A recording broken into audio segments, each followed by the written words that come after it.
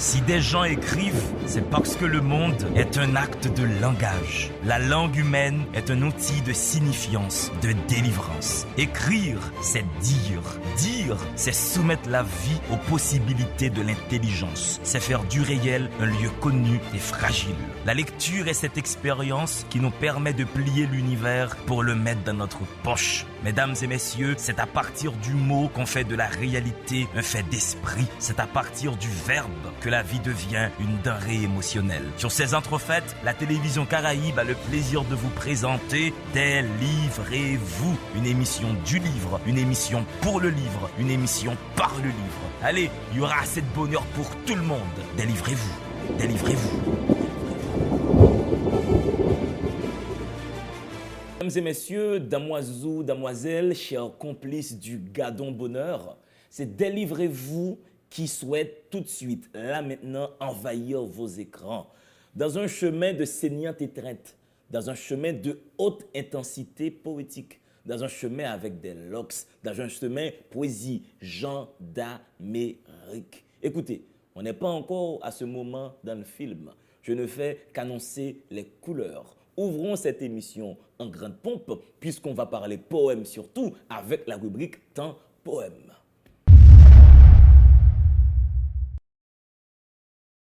De toutes les voix qui broutent mon poème, la tienne est la seule qui s'émerveille d'une tache d'encre à l'horizon. Il y a des fins à dire, des fins sonores, ton visage, calmement ton visage, comme le premier soleil qui broie à la lampe de gazoil. Georges Castrat, l'encre est ma demeure. Voici le poème du jour et je vous inviterai toujours à consommer du Castrat. Pour maintenant, laissons la place à la jeune génération. Monsieur n'a pas encore 30 ans, monsieur a moins que 28 ans, monsieur a reçu un prix littéraire extrêmement important en France, le prix de la vocation. Donc, il faut dire qu'il y a une promesse en ébullition sur mon plateau aujourd'hui. Place maintenant à sa présentation biographique.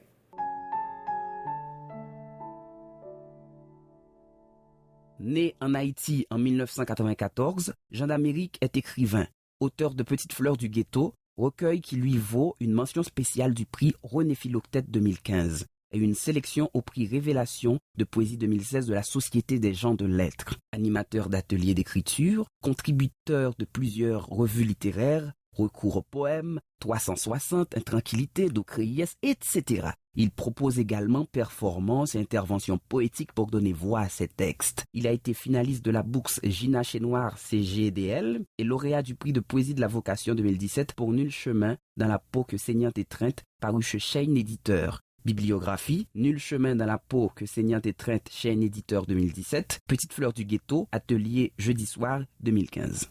Si des gens écrivent, c'est parce que le monde est un acte de langage. La langue humaine est un outil de signifiance, de délivrance. Écrire, c'est dire.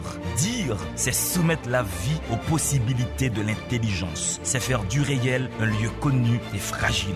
La lecture est cette expérience qui nous permet de plier l'univers pour le mettre dans notre poche. Mesdames et messieurs, c'est à partir du mot qu'on fait de la réalité un fait d'esprit. C'est à partir du verbe que la vie devient une denrée émotionnelle. Sur ces entrefaites, la télévision Caraïbe a le plaisir de vous présenter Délivrez-vous, une émission du livre, une émission pour le livre, une émission par le livre. Allez, il y aura assez de bonheur pour tout le monde. Délivrez-vous, délivrez-vous. Mon chapeau est un torrent d'été des Caraïbes que la vie a déposé sur ma tête. Mes lunettes sont des masses d'ombre taillées du chaos. J'ai le cœur infecté du sang pourri des frontières. Une veste noire, saupoudrée du sable des préjugés, couvre mon calibre suicidaire. Ma terre, mon passé, mes ancêtres sous ma peau, j'ai mes jambes de figue et je porte un pantalon skinny à l'envers saturé d'épines. Jean d'Amérique, Nul chemin dans la peau que saignante étreinte, qui a reçu le prix de la vocation poétique de la Fondation Marcel Bleustein Blanchet qui est en France à Paris. Voici donc ce jeune de 23-24 ans, il est entre les deux, un pied 24, un pied 23, qui est sur mon plateau avec ses locks qui ont peut-être 50 ans. Chef d'Amérique, nul chemin dans la peau que saignant étreinte. Bonjour D'Angelo, merci. Un plaisir d'être sur ce plateau avec toi. J'allais dire comme d'habitude, mais si, je déjà suis passé venu. une fois dans cette émission et je sais qu'elle vibre de lumière. Ouais. Là, tu nous reviens, mais rien que pour te taquiner, tu as un maillot des Beatles sur toi. Ah oui, j'ai été fasciné par ce groupe quand j'ai découvert. J'ai découvert un peu tard quand même, après l'enfance un peu. Mais rien que cette fameuse phrase qui est ici où ils disent "Can't buy me love, you can't do that", ça me fascine parce que c'est une phrase assez subversive par rapport à la société marchande, capitaliste dans laquelle on vit. Donc voilà, pour moi, cette subversion, c'est assez importante et je suis dans cette démarche aussi. Un pied est chez les 23 ans, un pied chez les 24 ans, pris de la vocation poétique. Est-ce que ça sous-entend que tu es une bombe à retardement? Je ne sais pas. Je pense que les récompenses, c'est un peu aléatoire. C'est des accidents qui viennent après la création. Moi, quand je suis dans ma chambre de travail, sur mon poste de travail, je ne fais qu'écrire, je ne pense pas à ce qui peut arriver. Après, les accidents qui viennent après, c'est ça, c'est des récompenses parfois, mais ça ne dit pas grand-chose sur le texte ou le livre lui-même, sinon qu'il y a une instance de reconnaissance qui dit, bon voilà, on a réuni des gens qui ont déjà un parcours dans ce domaine et qui ont statué sur un livre. Ils disent, ouais, on valide ça. Un peu, ça légitime un peu le livre.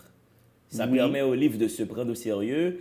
Et comme tu parlais de logique marchande, peut-être que tous les prix sont dans cette logique marchande. Ça permet de vendre le livre un peu plus, quoi.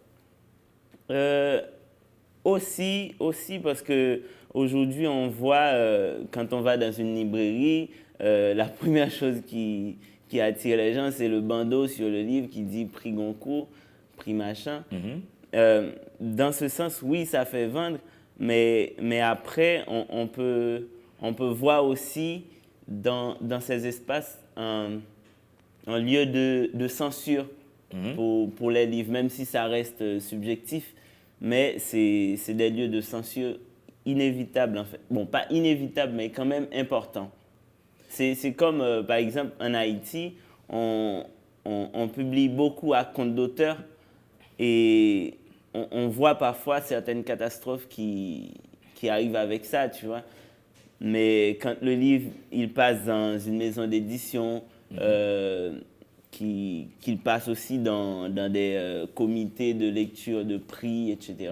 Donc ça construit une certaine je pourrais dire...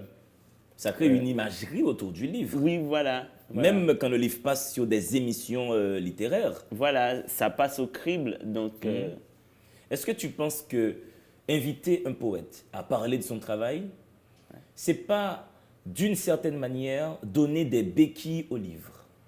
Comme dire le livre n'arrive pas à marcher tout seul, il faut que l'auteur mobilise du discours autour. Je pense que parler de son travail, c'est des prétextes pour bavarder un peu parce que le poète, l'écrivain, il a déjà fait son travail, il a écrit le bouquin. Donc maintenant, c'est la tâche des critiques, des lecteurs de prendre le livre et d'en faire ce qu'ils veulent, c'est-à-dire construire des interprétations autour du texte. Mais après, si vous voulez, l'auteur, il n'a rien à expliquer parce qu'il a construit son œuvre. Alors on a dit un peu au tout début, on a même insisté dessus un tout petit peu, du moins j'ai insisté dessus un tout petit peu. Tu es entre 23 et 24 ans, mais quel est ton âge poétique? Très belle question. Mais moi, je dis toujours que la jeunesse, en termes de voilà, combien d'années on a depuis qu'on est né, c'est un peu aléatoire. Ça ne dit rien sur la personne que tu es, en quelque sorte. La jeunesse n'est pas une qualité en soi, en termes d'âge. Mais dans la poésie, moi, je pense que je suis né par la force d'un poème. Mon acte de naissance, c'est un poème.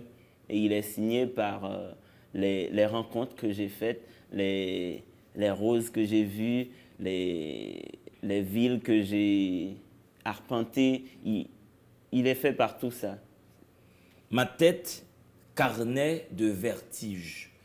Est-ce que l'acte poétique serait un grand vertige? Dans le sens où c'est quand même le langage qui est mis en crise. C'est quand même le langage qui est mis dans un tourbillon.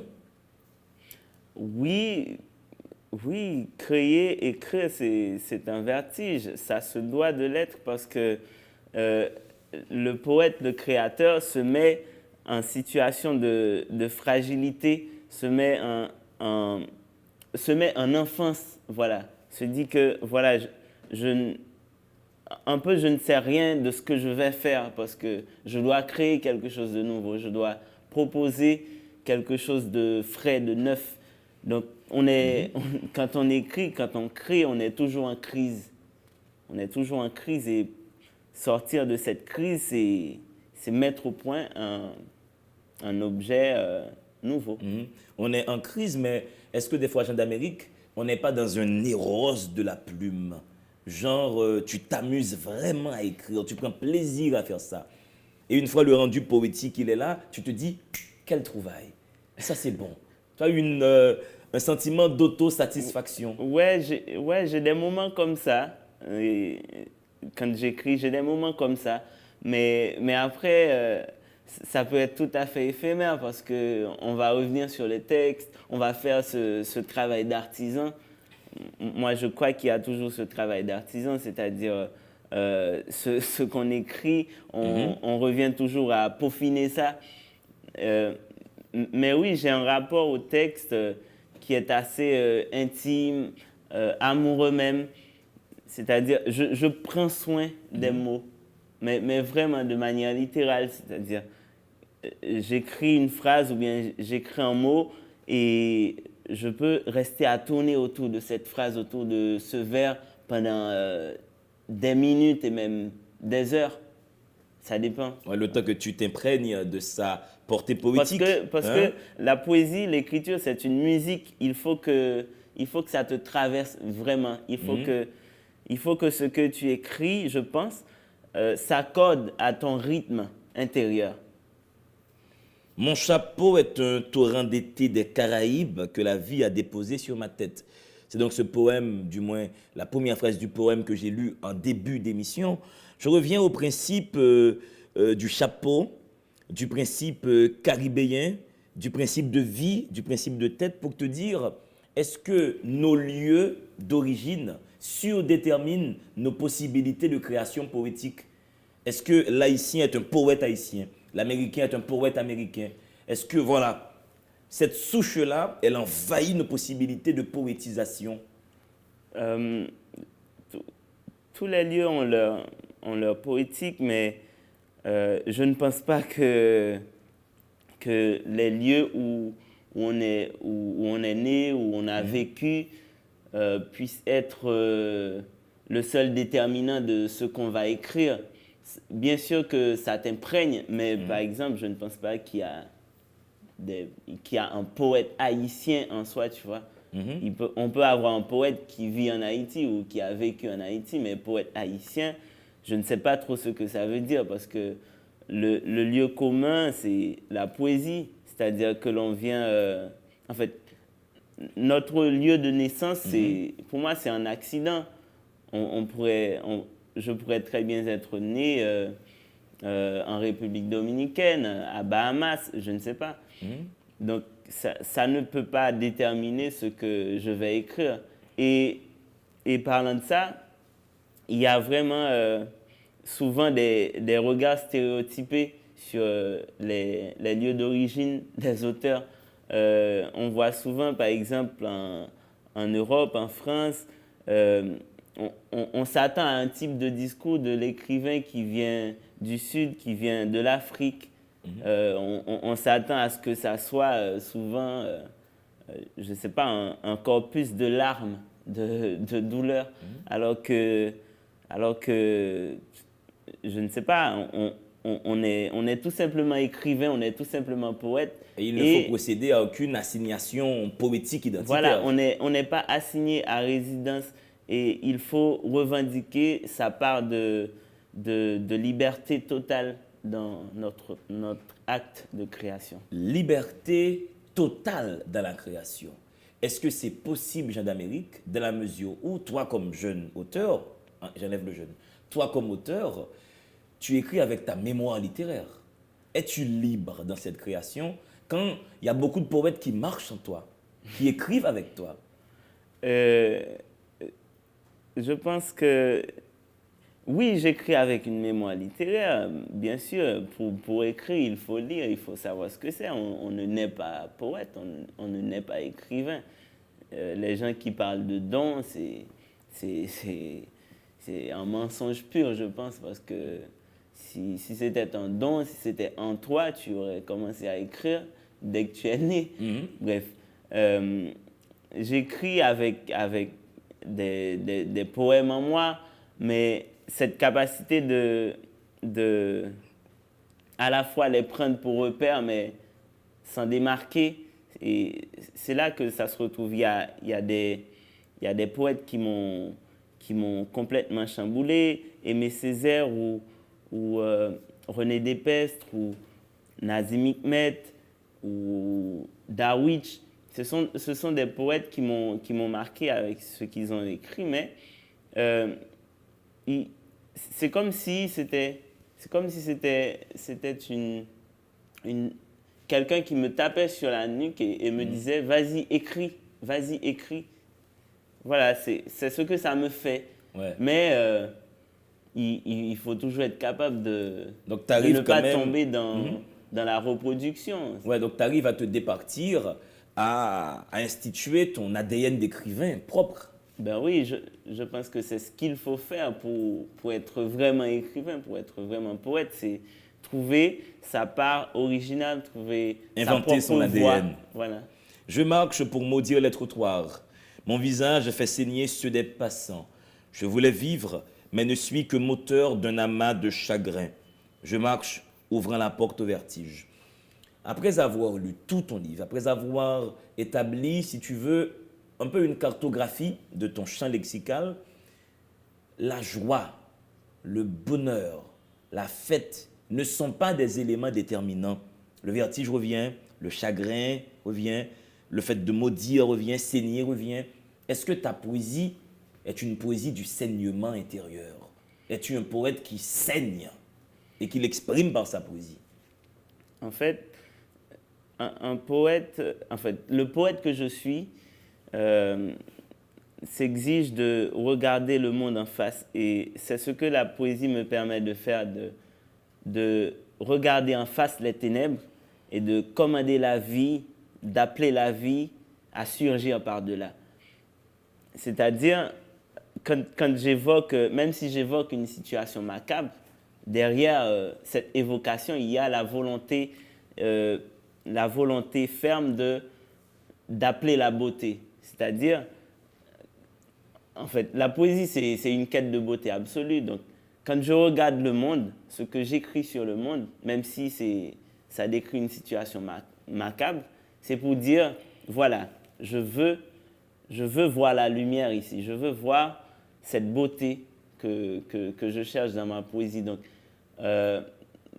il n'est rien s'il y a certains mots qui font référence, voilà, comme tu as dit, à une situation de saignement intérieur, etc. Il y a pour moi derrière tout ça un vœu de beauté. J'ai violé tant d'horizons de tendresse, un seul de tristesse m'arrache la langue, un ciel mouillé sous les paupières, le sang sec comme un signal de panne de cœur. Nul chemin dans la peau que saignante étreinte. Mesdames et messieurs, Jean d'Amérique est sur le plateau. Délivrez-vous. Allez, respirez. À tout de suite. Gardons bonheur. Si des gens écrivent, c'est parce que le monde est un acte de langage. La langue humaine est un outil de signifiance, de délivrance. Écrire, c'est dire. Dire, c'est soumettre la vie aux possibilités de l'intelligence. C'est faire du réel un lieu connu et fragile. La lecture est cette expérience qui nous permet de plier l'univers pour le mettre dans notre poche. Mesdames et messieurs, c'est à partir du mot qu'on fait de la réalité un fait d'esprit. C'est à partir du verbe que la vie devient une denrée émotionnelle. Sur ces entrefaites, la télévision Caraïbe a le plaisir de vous présenter Délivrez-vous, une émission du livre, une émission pour le livre, une émission par le livre. Allez, il y aura assez de bonheur pour tout le monde. Délivrez-vous, délivrez-vous. Mesdames et messieurs, vous suivez Délivrez-vous, une émission du livre, pour le livre, par le livre, une émission qui est faite pour célébrer l'intelligence. Oui, lire ne peut pas vous tuer. Aujourd'hui, je vous invite à lire Jean d'Amérique, un jeune qui est entre 23 et 24 ans, qui a eu le prix de la vocation poétique de la Fondation Marcel Bleustein-Blanchet pour son recueil de poèmes « Nul chemin dans la peau que saignante étreinte ». Attention, il a des locks, on fait avec, c'est une blague, je n'ai pas de préjugés, j'espère que vous comprenez bien le jeu pour la télévision. Jean d'Amérique, je reviens vers toi. Hors du show, mais pour être dans la solitude maintenant. Solitude fait sa fête. Ma tête, métaphore de l'échec. Je suis un cas particulier. Nul ne peut oser dire me comprendre. Je baise la compétence des sens. Je marche dans mon calvaire d'errance pour tresser des colliers de sang.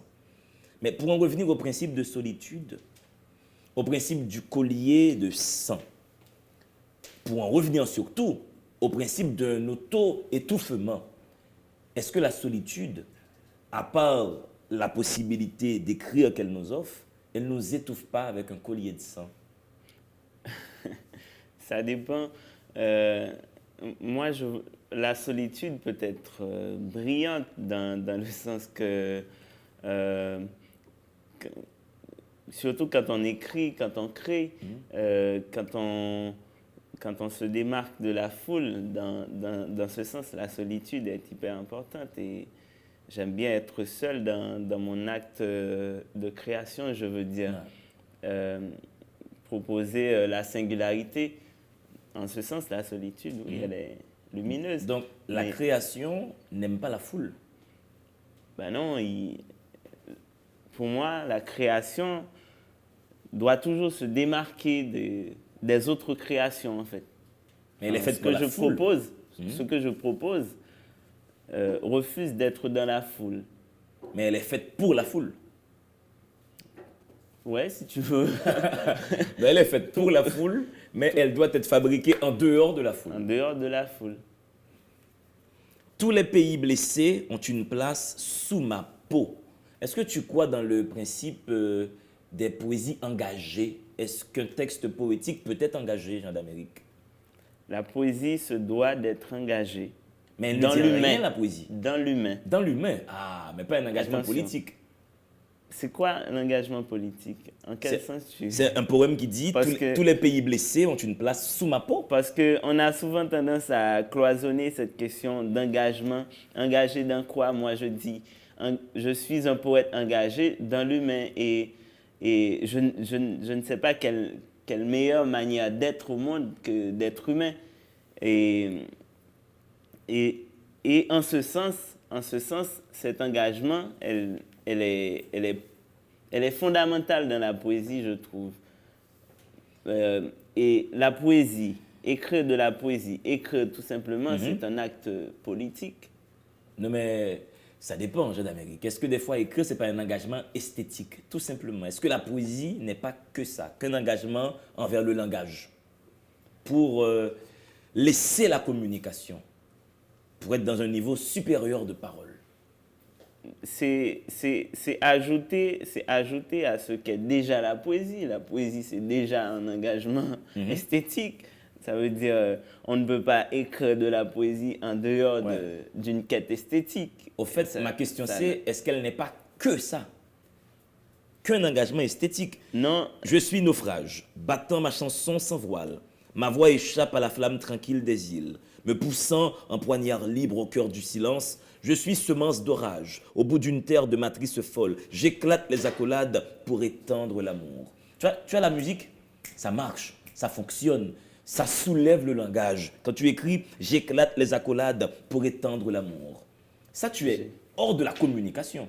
j'écris avec une musique dans ma tête et cette musique, je l'ai dit tout à l'heure, il faut trouver ça quand on écrit, il faut trouver cet accord avec son âme, avec son cœur, parce que ce qu'on dit, bon, en tout cas pour moi, ce que je dis dans ma poésie émerge de ce que je suis, et ce que je suis se nourrit des autres, se nourrit du chant des oiseaux, de la fleur qui s'éclot, des bruits de la ville que je traverse. Donc c'est tout ça qui forme une musique qui donne cette poésie. C'est un texte qui est dédié à James Noel, à Mackenzie Orsel, à James Saint-Félix et d'autres alliés contre les codes. Je m'arrête sur cette formule déjà, contre les codes. De quel code tu parles? Moi, je crois que être dans l'insolence, c'est fondamental pour un poète, pour un être humain tout simplement. Et moi, je suis né à partir de l'insolence parce que j'ai grandi un peu dans le silence. J'ai vu mon enfance qui a été mais vraiment bouffée par des principes, par des codes. Et c'est quand je m'en suis libéré que je suis vraiment né. Et je considère ça comme une certaine poésie de l'action avant même de l'écrire. Et ça nourrit mon acte de création jusqu'à maintenant. Donc ce vœu d'insolence, je le porte. Il est lié à la jeunesse, ce vœu d'insolence. C'est la jeunesse qui porte ça comme, on va dire, trait de caractère. La jeunesse, je ne sais pas, mais surtout en Haïti où on est vraiment cloisonné dans des principes, dans des règles religieuses, où la religion a un poids qui est assez fort. Je pense qu'il faut que les gens apprennent à désobéir. Et moi, c'est cette désobéissance qui m'intéresse, ma façon d'être dans la société. Je veux qu'elle dise que j'ai envie d'aller là, je veux faire ça et je le fais.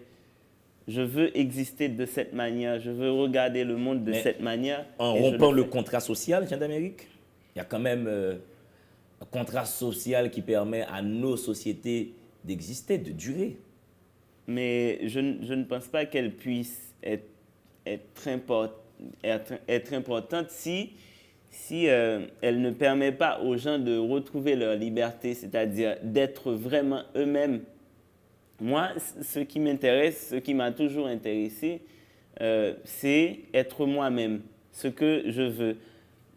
Je suis élevé dans une famille chrétienne et je sais le combat que ça a été pour moi de me libérer de choses que j'ai apprises depuis tout petit, mais dont je n'avais pas vraiment besoin dans ma vie, tu vois.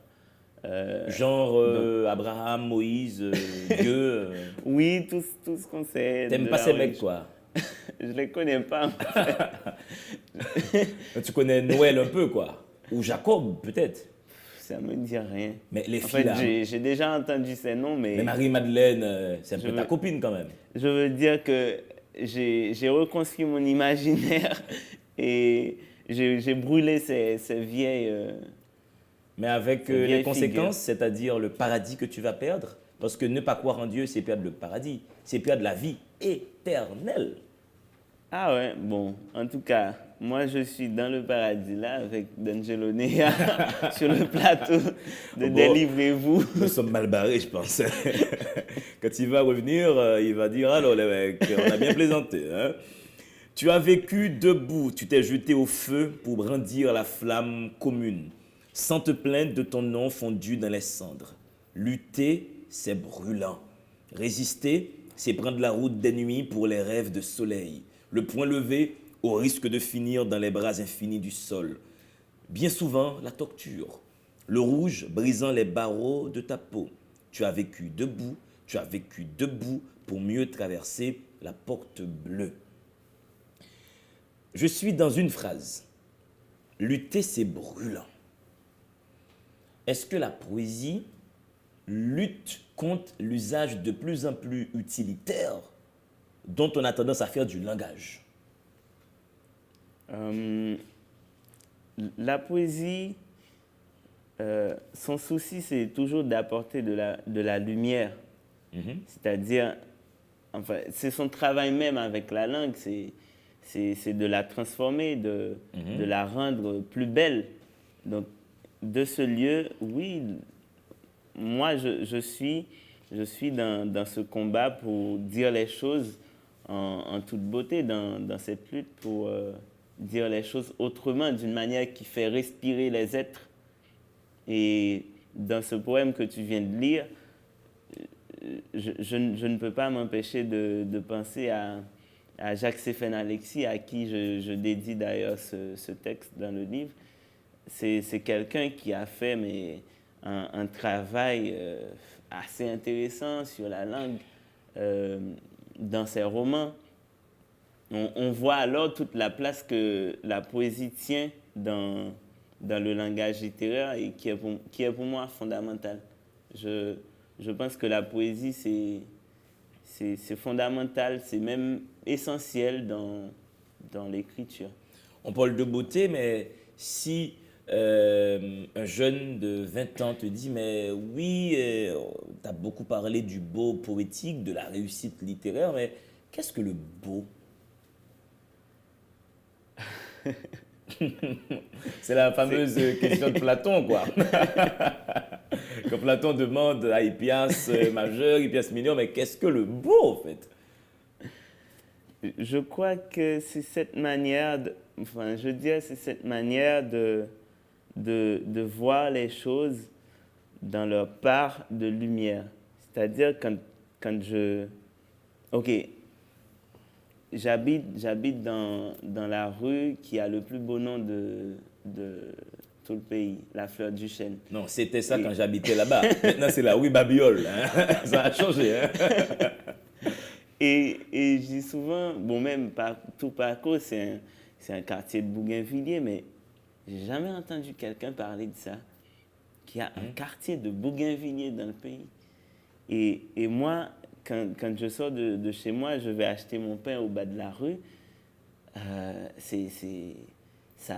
Comment dire, ça illumine ma journée, ça illumine mon matin. Et cette beauté, c'est dans toute la simplicité que la vie peut contenir, mais qui nous procure une sorte d'émerveillement, de lumière. Quand je regarde le café qui coule dans la machine et je vois la petite fumée monter, ça m'émerveille. Et même pas dire quand je goûte à ce café brûlant et qu'il me brûle un petit peu et je fais aïe. Tu vois? Mais là, nous sommes dans un beau presque extérieur à nous. Je parle de ce qui nourrit l'être. C'est ça la beauté. C'est ça pour toi la beauté. Ouais, mais ce qui nourrit l'être, malheureusement, est tombé dans le domaine de la société. Et la société, si tu veux, c'est cette dame à la grande violence qui nous imprime une vision du monde. Est-ce que ce qui est beau pour nous n'est pas au fait ce qui est beau pour le collectif au sein duquel nous sommes nés? Genre, on nous a appris à regarder et à apprécier ce qui est beau. On nous a imposé un modèle de beau.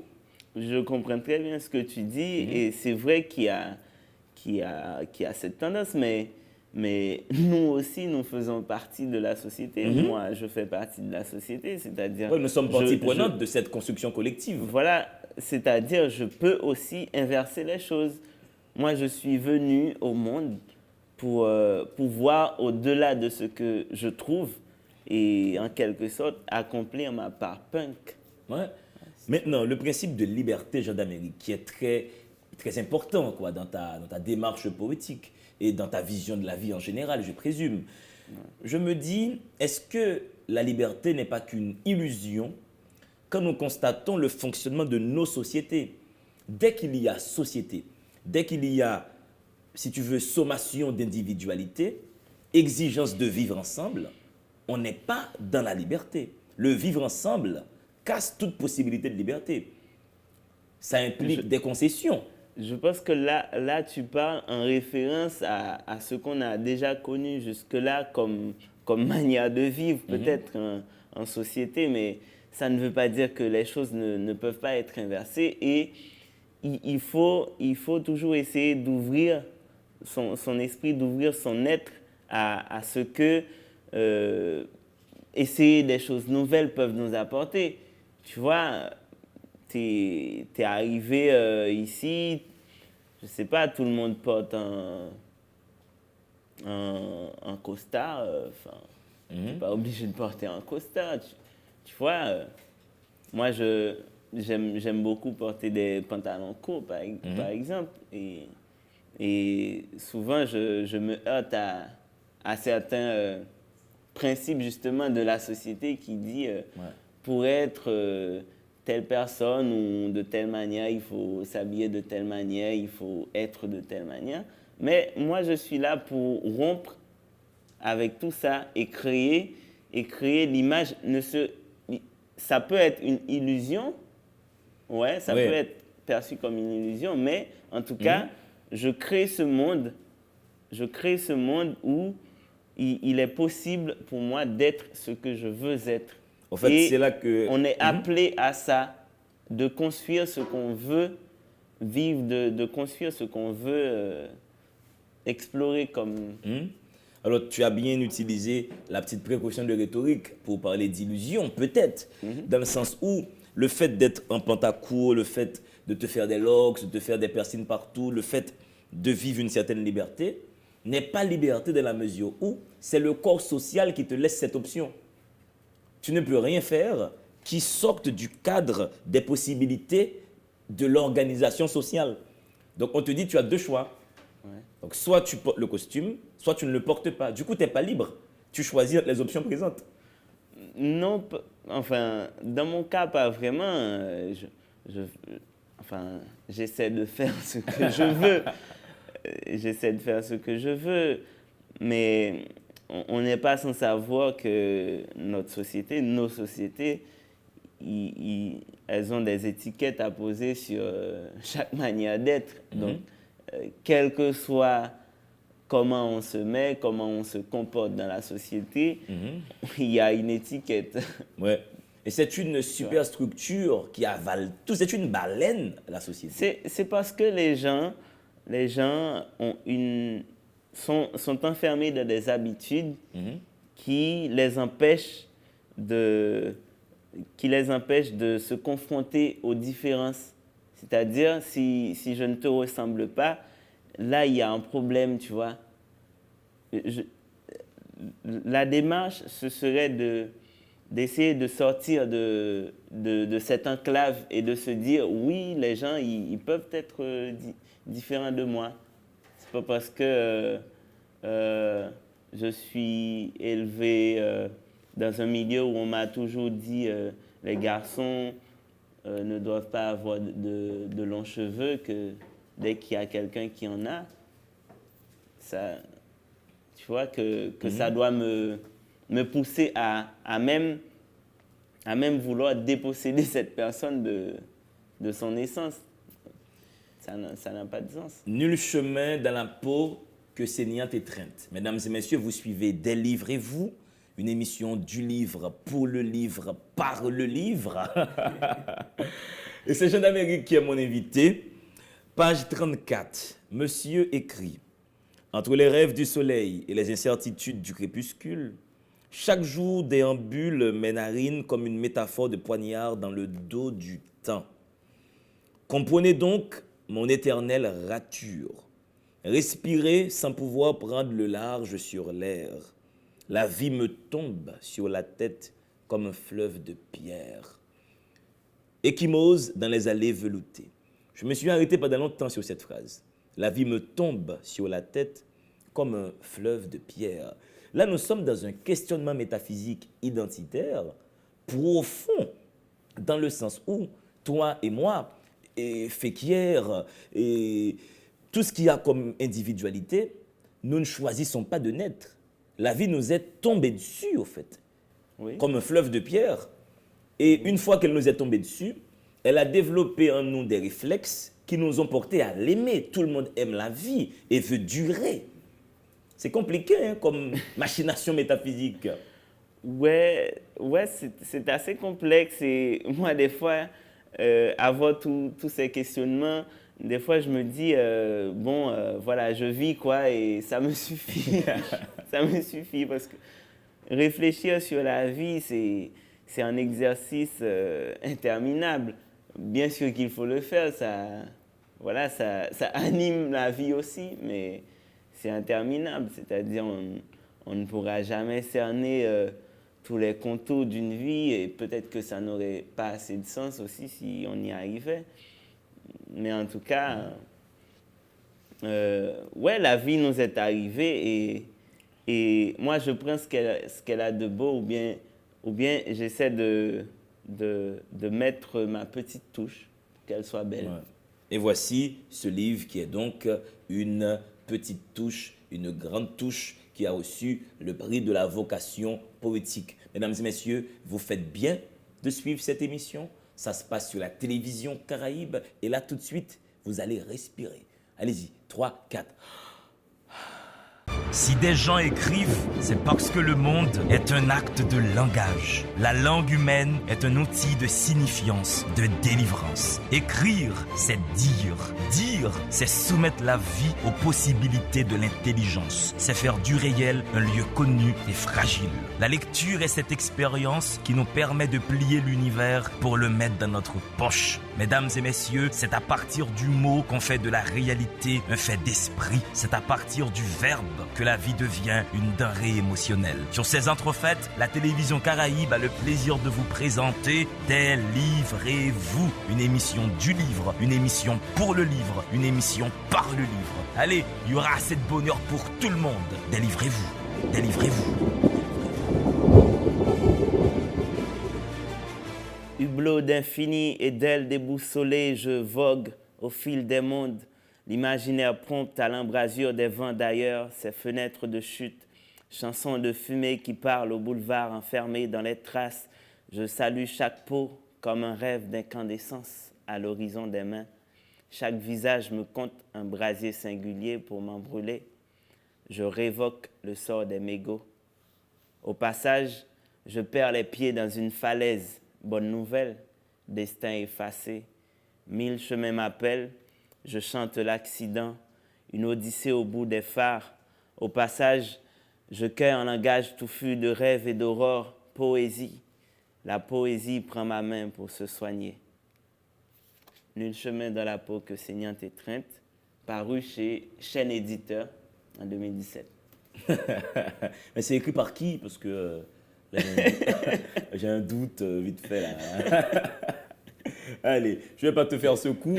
Mesdames et messieurs, Jean d'Amérique fait son Délivrez-vous. Je vous dis, le livre est disponible en librairie. Il faut le consommer sans modération. C'est de la poésie. Et la poésie, elle est faite pour pousser le langage vers ses meilleures possibilités esthétiques. Écoutez, Jean d'Amérique, on va continuer à lire un petit peu. À mes tantes qui passent leur vie à chercher du travail.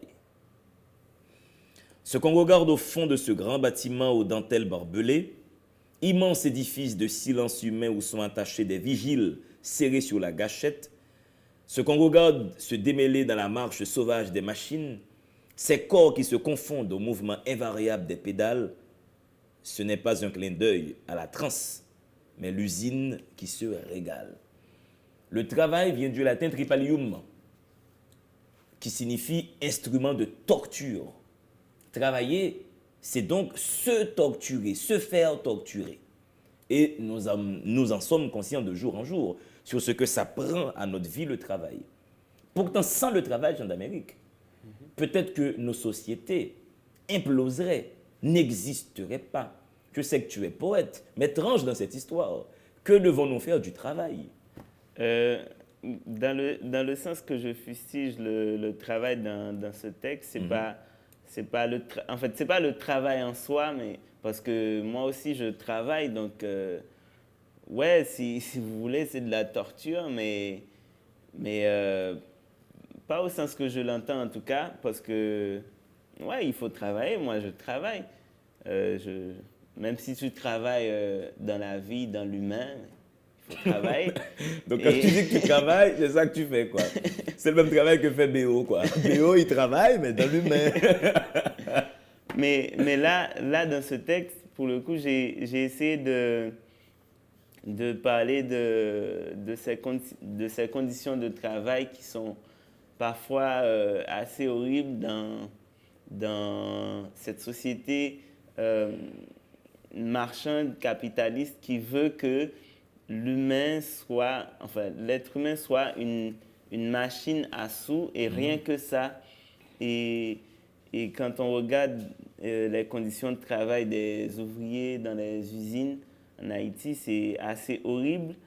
Et on voit souvent des gens qui s'agglutinent devant ces espaces pour chercher du travail. Et c'est réellement le cas de certaines de mes tantes qui ont passé leur vie à chercher du travail dans ces espaces, qui n'ont même pas pu trouver. Et moi, je regarde ce qui se passe à l'intérieur. Les machines qui broient les corps humains, je sais pas, les fils qui entortillent l'âme tout un humaine. dispositif qui fait que dégrader l'humanité, quoi. Dégrader l'humanité. Mais ça m'a fait penser, vas-y. Et ça fait, comment dire, ça réjouit d'une certaine manière les patrons de ces espaces parce que c'est de là qu'ils tirent leur profit. Au fait, moi, ce qui me surprend, Jean d'Amérique, c'est que les gens appellent ces boîtes-là des usines de sous-traitance. Dans la formulation, on dit sous-traiter, donc maltraiter quelqu'un. Déjà. Donc pour dire factory, on aurait pu appeler ça les usines de la maltraitance. De sous-traitance, c'est synonyme de maltraitance. Déjà, voilà. Et tout le monde s'en fout, on passe à côté de la sous-traitance, voilà. Mais moi, ça m'a fait penser au poème pas au poème, à la métamorphose de Kafka. Tu vois, quand Grégoire Samsa, il devient une bête. Je pense que le travail fait de nous des bêtes, au fait. Oui. Je suis dans l'essence même du travail, tu vois, dans ce qu'il représente dans les imaginaires. Ah, d'accord. Ouais. Parce que j'allais dire l'essence du travail, je vois mal de ce que tu parles. Mais oui, en tout cas, il y a des conditions de travail qui sont assez horribles et je suis persuadé que c'est le fonctionnement de notre société qui produit ces types de travail, en fait. Ouais. On aurait pu créer un travail plus jouissif, plus épanouissant pour l'être humain. Et de n'être pas dans un objectif de gagner de l'argent, de gagner du matériel. Parce que c'est ça qui crée cette espèce d'ambiguïté, c'est le fait que on est dans une rouillée vers le sou, on est dans une course vers la possession Mais excessive. en même temps, Jean d'Amérique, le travail, autant que je le condamne, a créé le confort. Et le confort a augmenté notre durée de vie, notre espérance de vie. Le confort. Ouais, le confort participe énormément. Hein. Dis-toi pourquoi entre la France et Haïti, pourquoi on est entre 50 ans d'espérance de vie à 90 ans d'espérance de vie. Le cadre de vie, tu vois, l'infrastructure de vie, le dispositif présent. Maintenant, qu'est-ce qui est beaucoup plus important? Est-ce que c'est je ne sais pas, cette espérance de vie ou bien ou bien cette vie elle-même, je veux dire, la Mais qualité de vie. peu importe sa Là, durée. Non, mais si tu es dans la qualité de vie, le travail procure une qualité de vie, au fait. Mais c'est l'organisation de notre société qui fait ça. Je ne dis pas qu'on ne doit pas travailler, bien sûr, il faut, mais malgré cette question de travail, oui, il faut travailler, ok, on travaille, mais quelle vie on a alors dans le monde? Enfin, pourquoi il y a autant d'inégalités? Pourquoi le confort, c'est à 10 personnes et les 100 autres personnes sont... Ça, c'est le modèle vraiment- macroéconomique Voilà. dans lequel nous sommes empêtrés, Maintenant, malheureusement. il faut questionner qu'est-ce que ce travail nous apporte comme capital humain. Il faut changer de paradigme. Mais là où je trouve que le travail est un désastre, c'est au fait le travail qui a participé à inventer une chose qui s'appelle le temps. Avec le travail, on peut soit gagner du temps, soit perdre du temps. Donc le temps a pris de la valeur. Le temps est devenu quelque chose grâce au travail. Avant, le temps n'était rien. On était là, on vivait, Ben le temps oui. n'était rien. Maintenant, on entend par-ci, par-là, on vend des heures. Tu es payé par heure, au fait. Ton temps de vie, t'es payé. Donc, ton temps correspond à une valeur monétaire. C'est marrant. Il faut se réfugier dans la poésie d'Amérique. Jaillit la sève nomade pour jeter mon encre en prose infinie. Je suis belle catastrophe. Je quête horizon neuf en toute crise de bouleversement. Je ne suis pas Locke à briguer royaume en peau de table. Pourquoi ce poème? Je sais que tu as une structure qui s'appelle Locke urbaine. Tu es partie prenante de cette structure. Et qu'est-ce que c'est, les loques urbaines? Tu te dis, mais sacré mec. Hein. Comment il a fait pour faire le saut périlleux pow. Rien à voir avec Je le sais, poème. j'ai gardé le mot Ok, Locke. Locke Urbaine, c'est une association que j'ai créée avec des amis en janvier 2017 parce que on a voulu travailler, on a voulu proposer des activités un peu alternatives dans le milieu culturel, artistique haïtien et surtout intervenir sur des lieux qui sont un peu vierges. Par exemple, jusque-là, les actions qu'on a menées, c'est surtout autour de la poésie. On remarque qu'il y a pas, enfin, malgré l'affluence de poètes ou bien malgré l'intérêt général qui est assez grand pour la poésie en Haïti, il n'y a pas de structure autour de la poésie. Il n'y a pas beaucoup d'activités qui sont tournées exclusivement vers la poésie. Et on essaie de créer certaines activités. Par exemple, on intervient dans des festivals qui sont déjà placés. On propose quelque chose sur la poésie. Par exemple, on a fait une intervention au festival En Lisant, qui est un festival de théâtre, qu'on profite de remercier. Gaz Nekbanoui, Gaz Galon Bonheur. Qui dirige ça. Ouais. On a fait une conférence performative autour d'un texte de Pierre Debauche qui s'appelle Les sensations insolentes, qui est en fait une théorie sur le théâtre, mais qui est écrite en poésie, qui est écrite de manière poétique. Donc, on a présenté ça et récemment, on a fait aussi les résidences Mutation poétique où on invite un artiste, de quel que soit le domaine, qui vient travailler sur un projet de recherche poétique. C'est-à-dire, même si tu es dans le théâtre ou dans les arts visuels, tu peux travailler avec ou sur de la poésie. Et cette résidence a eu lieu en août dernier. Et on va présenter une rencontre performative autour de ces résidences dans le festival Quatre Chemins qui arrive en novembre. Donc, c'est ce genre d'action pour la poésie qu'on essaie de mener jusqu'à présent. Voilà. Un engagement poétique. Je donne avec deux petites questions, là, vite fait, là, avec mon questionnaire de Proust. Wow. T'en as pas fini. Quel est ton principal défaut? J'aime trop le café. Quel est le principal trait de ton caractère? Je pense que je suis timide. Quel est le pays où tu désirerais vivre à part Haïti? La terre entière. Quel est le mot que tu détestes? J'adore les mots. J'adore les mots. Mais quel est ton mot préféré? Poésie. Et qu'est-ce que tu apprécies le plus chez tes amis? Leur humanité. Quel est le son, le bruit que tu détestes? Les klaxons à Port-au-Prince. Tu as une devise? La poésie sauvera le monde. Tu as un Comme juron dit. préféré? Là, tu te dis, il y va fort. Hein? Alors là, il profite, il abuse. On n'est pas sorti de l'auberge. Bon, je dirais peut-être... non, je dis souvent, ah putain, c'est chiant. Et quelle est la plante, l'arbre ou l'animal dans lequel tu aimerais être réincarné?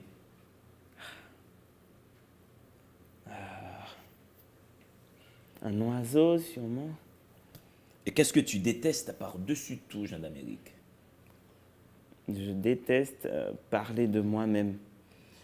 Et si Dieu existe, qu'aimerais-tu, après ta mort, l'entendre te dire? Je n'ai jamais existé. Et comment Qu'il avoue son mensonge. Enfin, le mensonge.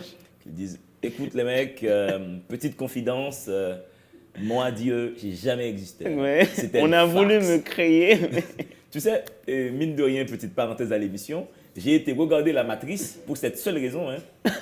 La matrice, nous sommes dans une matrice peut-être, hein, où cette réalité-là, elle est virtuelle, elle est créée, elle est fabriquée. Bah, sûrement. Et comment tu aimerais mourir, Jean d'Amérique? Oh là là. Quand même, faut choisir sa mort. Comment j'aimerais mourir ok, finir un énième bouquin et, et Mourir en être l'écrivant, ouais. mourir sur une page. Ouais, Quel est ton état d'esprit actuel? joyeux. Mesdames et messieurs, Jean d'Amérique, nul chemin dans la peau que saignant étreinte. Le livre est disponible en librairie. Vous avez entendu, vous avez lu avec moi les poèmes qui sont dans ce bouquin. C'est un livre à haute intensité poétique. Allez-y à fond, abreuvez-vous de poèmes faits à la sauce Jean d'Amérique. Allez, place maintenant à la rubrique Temps Science de cette émission, tout en respirant, bien entendu, gardons bonheur.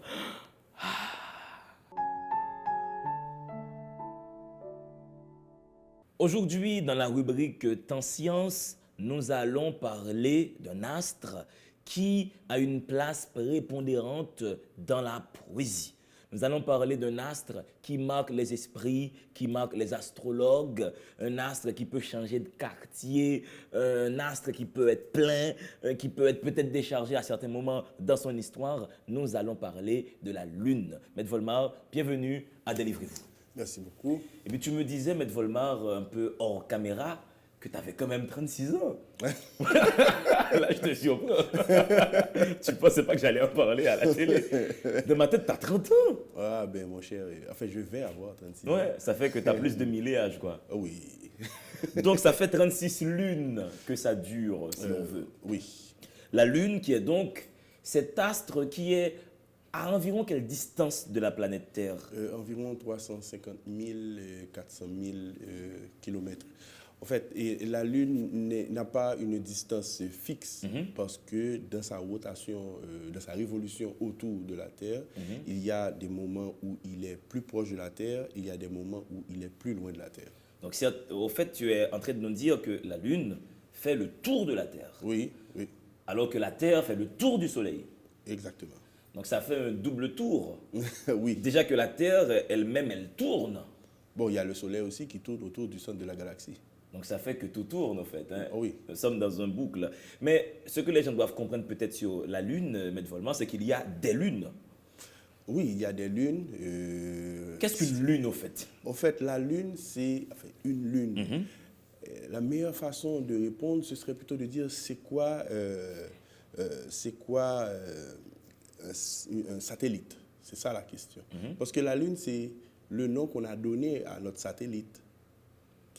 on appelle notre satellite la Lune. Alors là, un satellite naturel. Un satellite naturel, effectivement. Donc, on dit satellite parce que c'est un corps qui tourne autour d'une planète.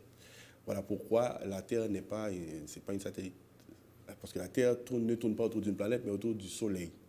Vous voyez? Donc, c'est un corps qui tourne autour d'une planète et la Terre n'est pas le seul astre à en avoir. Ouais. Jupiter en a une 60aine et on continue à en découvrir. Mars en a 2, Vénus n'en a pas, Mercure non plus. Saturne en a une bonne 60aine aussi. Donc, voilà. Donc, c'est commun, c'est très commun ouais, dans beaucoup le de système planètes solaire. ont des lunes. Mais comment ces lunes-là se sont-elles formées? On ne sait pas. La Lune, par exemple, on ne sait pas comment elle s'est formée. Par contre, on a des hypothèses qui sont plus ou moins atteignées par les échantillons de Lune qu'on a rapportés à partir des missions Apollo. Donc, on a remarqué qu'il y a une partie de la Terre, alors des éléments chimiques qui constituent une partie de la croûte terrestre, constituent entièrement ou presque entièrement la Lune. Donc, ça a poussé les scientifiques à faire l'hypothèse qu'au cours de la formation de la Terre, cette protoplanète est entrée en collision avec une autre, peut-être de la taille de Mars. Et cette collision a produit des débris qui se sont agglutinés pour former la Lune. Mais c'est une hypothèse. Et ce que les enfants surtout doivent savoir, c'est que la Lune ne brille pas.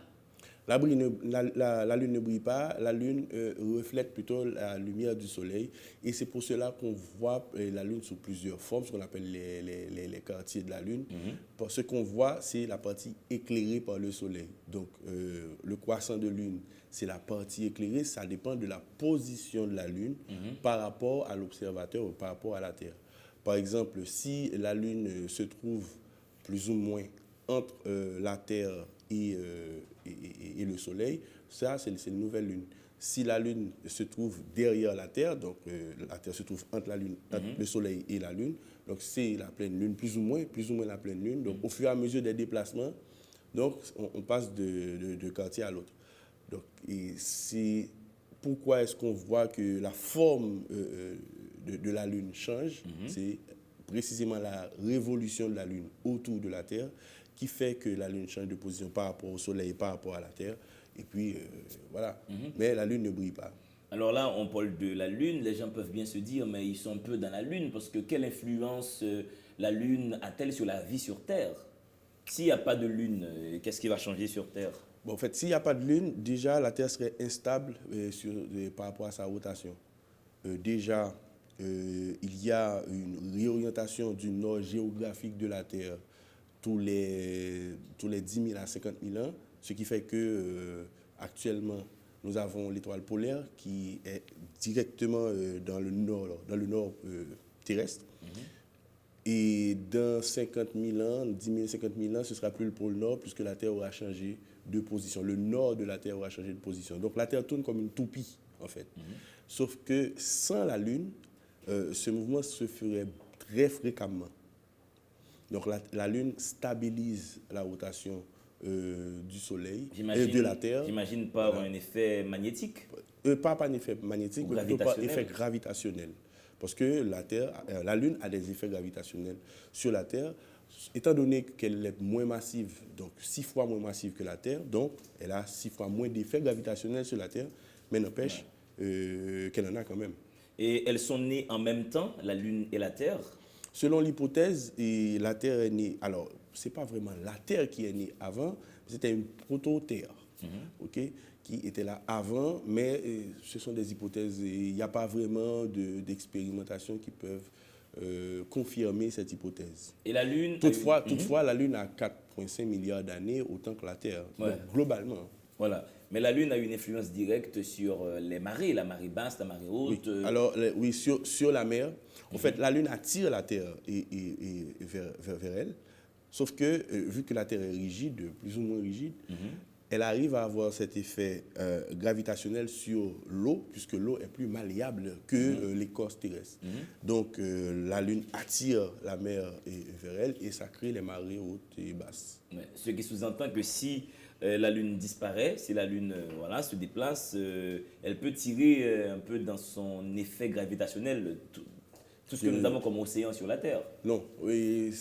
Alors déjà, c'est si elle s'éloigne de la Terre, à quelle vitesse déjà? C'est par rapport à sa position, plus la Lune s'éloigne de la Terre, moins il a d'effet gravitationnel. Donc pas possible d'attirer la mer vers elle, sinon elle l'aurait déjà fait. D'ailleurs, la Lune était beaucoup plus proche de la Terre il y a quelques milliards d'années, beaucoup plus proche. Donc on aurait eu une Lune 5 ou peut-être 6 fois plus grande que ce que nous voyons habituellement toute la nuit. Et la Lune continue de s'éloigner de la Terre, mais ça, c'est quelque chose qui va prendre beaucoup, mais vraiment beaucoup de temps. Il est possible de vivre sur la Lune. On peut prévoir des colonies humaines sur la Lune. On peut prévoir des colonies humaines, mais quand on pose la question est-ce qu'on peut y vivre, on fait référence à une vie comme sur la Terre. Non, ce n'est pas possible. Bien qu'il y ait de l'atmosphère sur la Lune, il y a une atmosphère, mais c'est ultra, ultra fine. Donc, à un point tel qu'il n'y a pas de vent sur la Lune. Actuellement, il y a toujours les empreintes des astronautes de la Lune, des astronautes des missions Apollo sur la Lune, parce qu'il n'y a pas de vent pour les ouais, il y a toujours les pas de Neil Armstrong. Toujours. Ouais. Donc, la Lune, comme je l'ai dit tout à l'heure, on ne peut pas vivre dessus, comme on vit sur Terre, mais on peut imaginer des colonies. Il y a des études très sérieuses qui se font actuellement sur la question, parce que c'est la politique spatiale de Trump. Et Obama était beaucoup plus intéressé à la colonisation de Mars, mais Trump, lui, il est intéressé à la Lune. Et ce qui est un peu encourageant pour la NASA actuellement, c'est qu'ils ont découvert qu'il y a des cratères, parce qu'il y a beaucoup de cratères sur la Lune, et il y en aurait peut-être eu autant sur Terre, mais vu qu'il y a sur Terre des mouvements tectoniques, qui produisent des tremblements de terre, qui changent la configuration de la surface de la Terre, et puis ensuite il y a les phénomènes atmosphériques qui changent, voilà, qui créent toutes sortes de mouvements, les pluies, etc., qui créent des sédiments et changent la surface de la Terre, mais il n'y a pas ça sur la Lune. Okay? Donc la Lune est restée comme elle était depuis 4,5 milliards d'années. Donc on a découvert que dans des cratères, on pourrait installer des colonies et mettre ces colonies à l'ombre du Soleil, parce qu'il n'y a pas d'atmosphère pour empêcher, parce qu'il fait vraiment très chaud sur la Lune, en partie éclairée. Et sans oublier que la Lune a une rotation synchrone. Quand je dis rotation synchrone, c'est imagine que je tourne autour de toi, mais je te regarde constamment. Donc ma rotation est synchrone avec ma révolution. Voilà pourquoi nous voyons toujours la même partie de la Lune, et c'est pour cela aussi qu'on parle de face cachée de la Lune, parce que cette partie de la Lune est toujours à l'opposé de notre champ de vision. Voilà, Maître Volmar, merci beaucoup d'avoir fait cette présentation autour de la Lune. À la semaine prochaine pour un autre temps science. Je profite pour rappeler là présentement à nos amis téléspectatrices, téléspectateurs que le livre du jour est de Jean d'Amérique. Attention, nul chemin dans la peau que saignante, étreinte. Le livre est disponible en Haïti pour celles et ceux qui seraient intéressés à s'abreuver de poésie puissante. Allez-y, le temps pour moi maintenant de remercier le staff technique qui me permet de vous présenter cette émission toutes les semaines. Écoutez, dites de temps en temps, gardons bonheur, lisez mesdames et messieurs, charbonnez votre intelligence. Dans le monde, il doit y avoir deux êtres, des livres et vous.